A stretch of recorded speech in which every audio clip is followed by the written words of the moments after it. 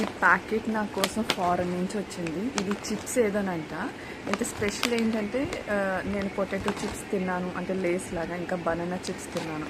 ఈ ప్యాకెట్ మీద చూడండి, ప్రాన్స్ పచ్చిరొయ్యలు ఉన్నాయి. అంటే పచ్చిరొయ్యలతో తయారు చేసిన చిప్స్ ఏదో అనుకుంటా. ఒకసారి ఇది ఓపెన్ చేసి దీని టేస్ట్ ఎలా ఉందో చెప్తాను.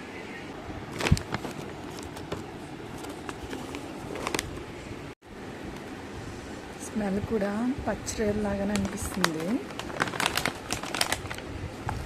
ఓపెన్ చేశాను.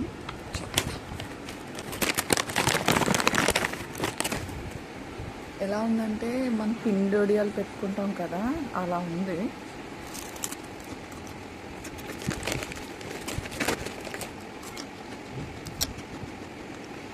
అలాగే కొంచెం పచ్చిరొయ్యలు ఫ్లేవర్లో తెలుస్తుంది.